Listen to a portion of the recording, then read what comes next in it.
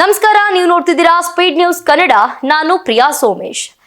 ಈ ಟಾಯ್ಲೆಟ್ ಕ್ಲೀನರ್ಗಳ ಖತರ್ನಾಕ್ ಸ್ಕೆಚ್ ಒಂದೇ ರಾತ್ರಿಯಲ್ಲಿ ಕೋಟ್ಯಾಧೀಶರಾಗಲು ಚಿನ್ನದಂಗಡಿಗೆ ಕನ್ನ. ನೋಡಿ, ಒಂದೇ ರಾತ್ರಿಯಲ್ಲಿ ನಾನು ಕೋಟ್ಯಾಧೀಶ್ವರ ಆಗಬೇಕು ಅನ್ನುವಂತಹ ಆಸೆ ಬಹಳಷ್ಟು ಮಂದಿಯಲ್ಲಿ ಇರುತ್ತೆ.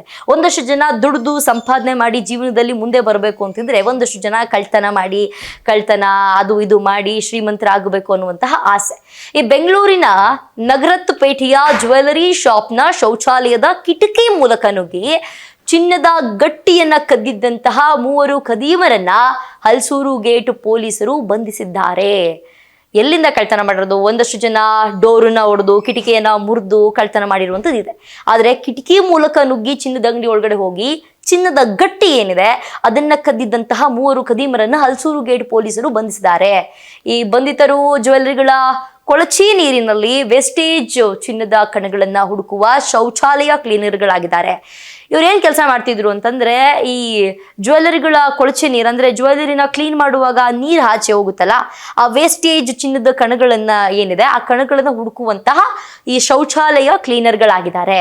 ಒಂದೇ ರಾತ್ರಿಯಲ್ಲಿ ನಾವು ಶ್ರೀಮಂತರಾಗಬೇಕು, ಕೋಟಿ ಕೋಟಿ ದುಡ್ಡನ್ನ ಸಂಪಾದನೆ ಮಾಡಿಬಿಡ್ಬೇಕು ಅನ್ನುವಂತಹ ಕಾರಣಕ್ಕೆ ಈ ಒಂದು ಕೆಲಸಕ್ಕೆ ಕೈ ಹಾಕಿದ್ದಾರೆ. ಅದ್ರ ಜೊತೆಗೆ ಇವರೆಲ್ಲರ ಜೊತೆಗೆ ಈ ಶ್ರೀಮಂತರಾಗೋದಕ್ಕೆ ರೌಡಿ ಶೀಟರ್ ಆದಂತಹ ಎಕ್ಸ್ ನಾಗನೊಂದಿಗೆ ಸೇರ್ಕೊಂಡು 12 ಲಕ್ಷ ಮೌಲ್ಯದ 84 ಗ್ರಾಮ್ ಚಿನ್ನದ ಗಟ್ಟಿ ಕದ್ದಿರೋದು ಈಗ ಬೆಳಕಿಗೆ ಬಂದಿರುವಂಥದ್ದು. ಇದ್ರ ಜೊತೆಗೆ ಒಬ್ಬ ರೌಡಿ ಶೀಟರ್ ಕೂಡ ಜಾಯ್ನ್ ಆಗಿದ್ದಾನೆ. ಈ ಶೌಚಾಲಯದ ಕಿಟಕಿ ಮೂಲಕ ನುಗ್ಗಿ ಲಕ್ಷಾಂತರ ರೂಪಾಯಿ ಮೌಲ್ಯದ ಚಿನ್ನಾಭರಣವನ್ನ ಕಳ್ತನ ಮಾಡಿದ್ದಾರೆ. 3 ಖತರ್ನಾಕ್ ಖದೀಮರನ್ನ ಹಲಸೂರು ಗೇಟ್ ಪೊಲೀಸರು ಆಲ್ರೆಡಿ ಬಂಧನೆಯನ್ನ ಮಾಡಿದ್ದಾರೆ.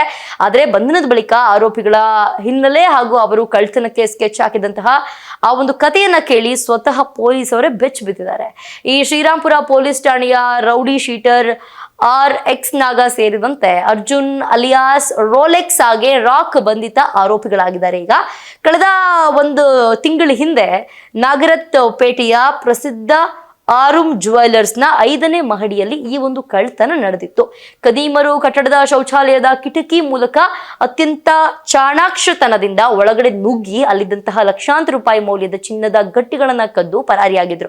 ಈ ಬಗ್ಗೆ ಹಲಸೂರು ಗೇಟ್ ಪೊಲೀಸ್ ಠಾಣೆಯಲ್ಲಿ ದೂರು ಕೂಡ ದಾಖಲಾಗಿತ್ತು. ಈಗ ಕಳ್ಳರು ಕೂಡ ಸಿಕ್ಕಾಕೊಂಡಿದ್ದಾರೆ. ಅದು ಒಂದಷ್ಟು ಎಸ್ಕೇಪ್ ಆಗುವಂತಹ ದೃಶ್ಯಗಳೆಲ್ಲ CCTVಯಲ್ಲಿ ಸೆರೆಯಾಗಿತ್ತು. ಅದೆಲ್ಲದನ್ನು ಕೂಡ ಆಧರಿಸಿ ತನಿಖೆಯನ್ನು ತೀವ್ರಗೊಳಿಸಿದಾಗ ನಗರತ್ ಪೇಟೆಯ ಶೌಚಾಲಯಗಳನ್ನು ಸ್ವಚ್ಛಗೊಳಿಸುವವರ ಮೇಲೆ ಅನುಮಾನ ಮೂಡಿದೆ. ತಕ್ಷಣವೇ ಶ್ರೀರಾಂಪುರ ನಿವಾಸಿಗಳಾದಂತಹ 3ರನ್ನ ವಶಕ್ಕೆ ಪಡ್ಕೊಂಡು ತೀವ್ರ ವಿಚಾರಣೆಗೊಳಪಡಿಸಿದಾಗ ಸತ್ಯ ಹೊರಗಡೆ ಬಿದ್ದಿದೆ. ಆರೋಪಿಗಳು ಕೇವಲ ಶೌಚಾಲಯ ಕ್ಲೀನ್ ಮಾಡ್ತಿರ್ಲಿಲ್ಲ, ಅದ್ರ ಜೊತೆಗೆ ಚಿನ್ನವನ್ನು ಹುಡುಕುವಂತಹ ಕಾರ್ಯಕ್ಕೂ ಕೂಡ ಕೈ ಹಾಕಿದ್ರು.